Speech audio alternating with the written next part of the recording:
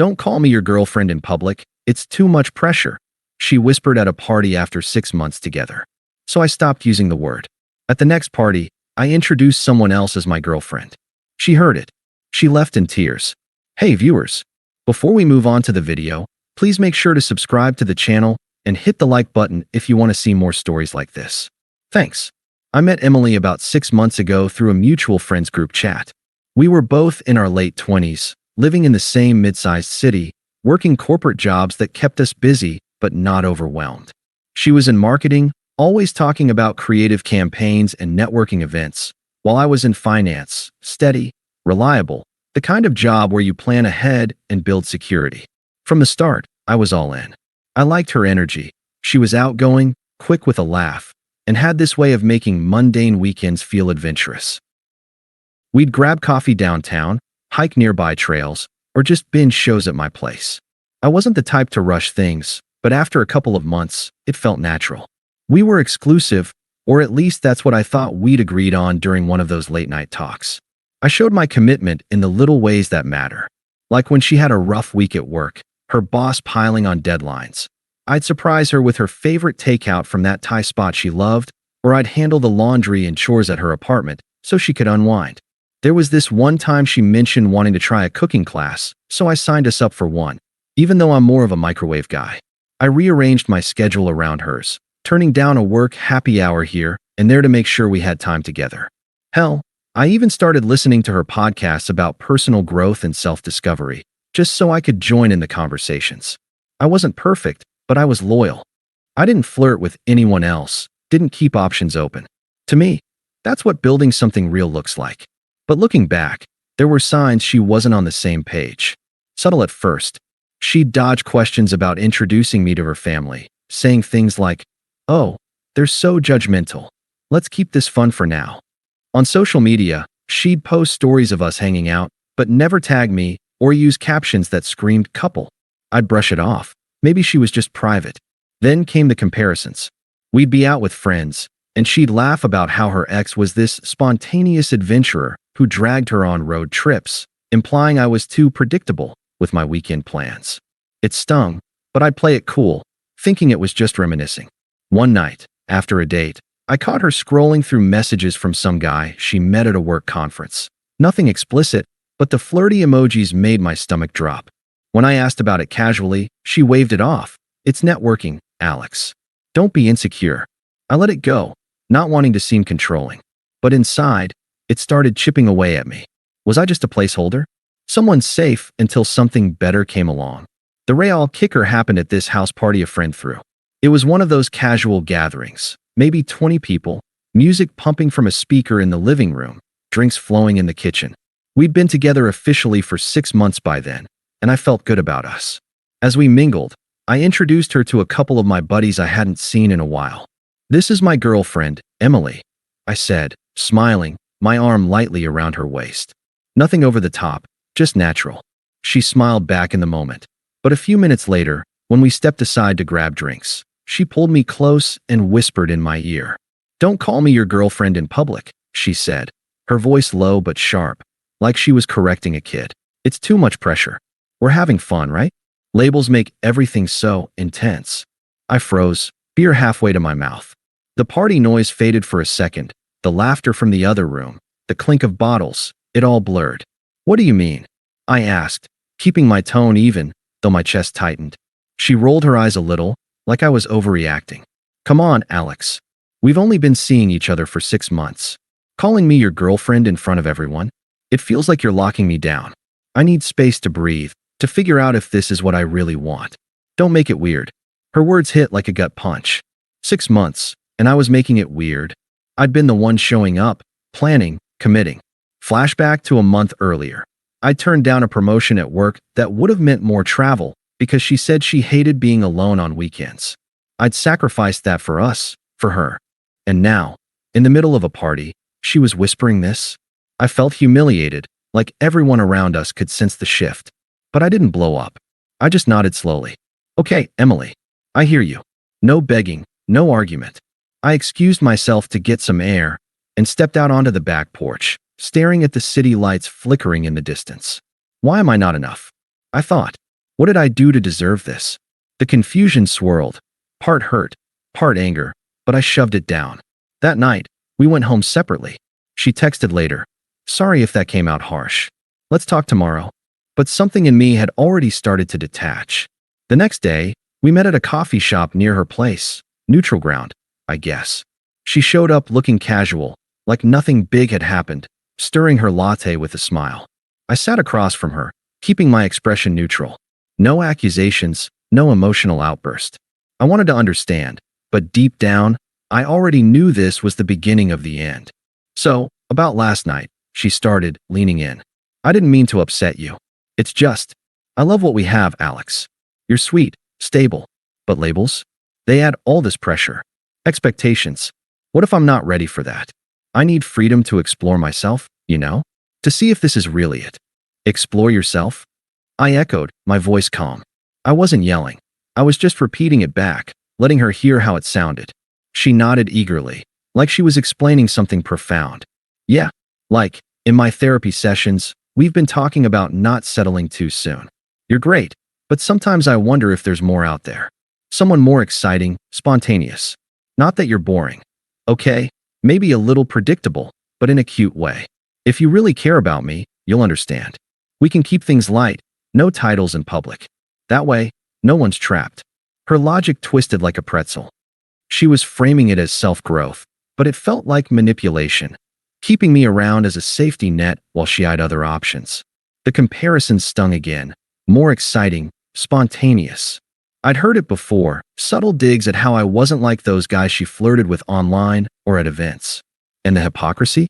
She wanted freedom, but expected me to stick around without it.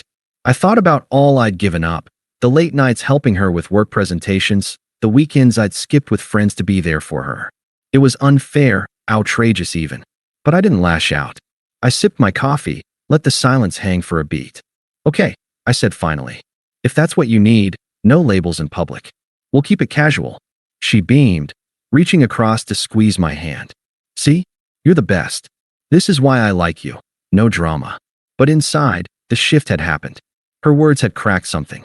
I wasn't going to beg for commitment or confront her about the double standards. If she didn't want the pressure of being my girlfriend, fine. I'd stop treating her like one.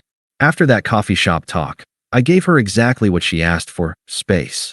No more public displays. No more introductions with labels. But it went deeper. I stopped planning our weekends ahead, stopped prioritizing her schedule over mine. I threw myself into work, hit the gym more, reconnected with old hobbies like reading and pick up basketball with buddies. It wasn't revenge, it was self-preservation. The betrayal lingered, though. I'd sit alone in my apartment some nights, replaying her whispers at the party, the smug way she'd justified it all. How could she dismiss 6 months like that? The confusion ate at me. Days turned into weeks where I'd question if I was too predictable, if I'd missed signs of her emotional wandering. I'd scroll through old texts, seeing the late-night flirts she'd brushed off as nothing. It felt like emotional abandonment, like I was just convenient until she found her upgrade. But I didn't reach out in desperation. No midnight calls, no pleading messages. Instead, I let the silence do the work. I started going out more on my own, bars downtown, group hikes. That's how I met Sarah. She was at one of those trivia nights a friend dragged me to. We clicked instantly. Easy conversation, shared laughs, no games. She was straightforward, appreciated the little things, and didn't shy away from calling things what they were. After a few dates, it felt right. Natural. No pressure, just mutual respect. A couple of months after the party incident, about 8 months total since Emily and I started, there was another gathering. Same crowd, different house. Emily was there. We'd been cordial in group settings, but distant. I showed up with Sarah, and when introductions came around, I said it without hesitation. "This is my girlfriend, Sarah." It wasn't aimed at Emily. It was just true. But she overheard from across the room. I saw her face crumple, eyes widening, then tearing up. She excused herself quickly, slipping out the door. Part of me felt a twinge, but mostly, it was closure. She'd set the rules. I'd followed them. Now, the tables had turned. The fallout hit Emily harder than I expected. Or maybe I did expect it, deep down. After that second party where she overheard me introduce Sarah, things spiraled for her. I didn't go digging for details. I'm not the type to stalk exes online or pump mutual friends for gossip, but word gets around in a tight circle like ours. At first, it was just snippets from group chats or casual mentions at hangouts. She'd jumped into something new right after our casual phase ended, latching onto this guy she'd met at one of her networking events. Let's call him Jake. From what I heard, he was the epitome of spontaneous, a freelance photographer who traveled for gigs, always posting about last-minute adventures on social media. No labels, no pressure, just the excitement she craved. But reality set in quick. Jake wasn't the dream she painted him to be. Turns out, he was unstable, bouncing between jobs, racking up debt, and yeah, emotionally abusive in that subtle, gaslighting way. He'd hype her up one day, then disappear for weeks, leaving her questioning everything. Friends told me she'd confide in them about how he'd borrow money for gear and never pay it back, or how he'd flirt openly with models at shoots while dismissing her jealousy as insecure. It was like a mirror of what she'd done to me, but amplified. She got discarded just like she discarded our relationship. Jake ghosted her after a big fight, blocking her everywhere and moving on to someone younger from his circle. Left her high and dry, emotionally wrecked. Then came the professional hit. Emily's job in marketing? She started slipping, missing deadlines, showing up late to meetings, distracted by the drama. Her boss had warned her before, but after a botched campaign presentation, where she apparently broke down mid-pitch, she got let go. No severance, just a polite email and her stuff in a box. Suddenly, she was jobless in a tough market, scraping by on savings that were already thin from funding Jake's adventures. Her reputation took a nosedive too. Mutual friends, the ones who'd seen her whispers at the first party or heard about her flirty messages, stopped defending her. A couple even reached out to me privately. "Dude, we had no idea she was playing you like that. Sorry we didn't say anything sooner." She became isolated, nights alone in her apartment, scrolling through old photos, realizing her freedom had left her with nothing. It was ironic, really. She'd chased excitement to avoid feeling trapped, but now she was trapped in regret. I didn't celebrate it. Karma doesn't need my applause. But sitting with it all, during those quiet evenings with Sarah or solo runs in the park, I felt the unfairness lift. The confusion from before, the why me, the what ifs, faded. I'd been loyal, undeservedly mistreated, and now the universe was balancing the scales. She unraveled while I rebuilt. A few weeks after her layoff, the attempt started. At first, it was subtle, a text popping up on my phone while I was at dinner with Sarah. "Hey Alex, it's been a while. How are you? Missed talking." I read it, felt a flicker of that old pull, but deleted it without replying. No need to engage. But she didn't stop. The next day, a longer one. "I know things ended weirdly, but I was going through stuff. Can we grab coffee? I could use a friend right now." I ignored that too. Then the calls began, voicemails left late at night, her voice shaky. "Alex, pick up. Please." Jake turned out to be a total jerk. He used me, just like, well, I get it now. I was wrong about the labels thing. You were stable, good to me. I took that for granted. Call me back. Stable. Good. It was the same backhanded compliment she'd used before, like I was a reliable appliance, not a partner. Her hypocrisy shone through. Now that she was alone, she wanted the commitment she'd run from. I listened to one or two, then started letting them go to spam. But she escalated. Showed up at my apartment building one evening, buzzing the intercom repeatedly. I was home, working on a report, but I didn't answer. Through the camera, I saw her pacing, hair messy, eyes red. "Alex, I know you're up there. We need to talk. I messed up, okay? I need you." Sarah was over that night. She saw the whole thing on the feed. "You okay?" she asked, no jealousy, just concern. I nodded. "Yeah, it's her issue now." We turned off the buzzer and watched a movie instead. But Emily wasn't done. She roped in her toxic crew, friends and family who'd always enabled her. First, a message from her sister. "Hey, this is Mia. Emily's a wreck because of how you ended things. She says you humiliated her at that party. Be a man and give her closure." Call her. Be a man? The nerve. I'd been nothing but dignified. No scenes, no revenge. Then her mom called from an unknown number. I picked up by mistake. "Alex, this is Linda. What's this I hear about you parading a new girl around while my daughter's hurting? She told me everything. How you pressured her with labels, made her feel trapped. Now she's lost her job. Her guy dumped her. You owe her an apology, at least a conversation. Family sticks together. Don't be heartless. I stayed calm. Linda, with all due respect, Emily set the boundaries. I'm respecting them by not engaging. Please don't call again. Click. No sympathy. No, I'm sorry she's struggling. Her well-being wasn't my responsibility anymore. The attempts got desperate after that. Angry texts mixing pleas with accusations. How can you ignore me like this? After everything? You're cold, Alex. I thought you were better than that. Fine, be with your boring new girl. But you'll regret it when you realize no one else puts up with your predictability. Her true colors bled through, the smugness turning to rage, the manipulation flipping to demands. It revealed the emotional shifts, from entitled to exposed, power in her hands to none. I blocked her number, her socials, everything. Peace returned, but I knew it wasn't over. Not yet. The final nail came at our mutual friend Tom's wedding. A beautiful outdoor venue on the outskirts of the city, string lights twinkling as the sun set, laughter echoing from the reception tent. I'd RSVP'd with Sarah months ago, before all this blew up. Emily was there too.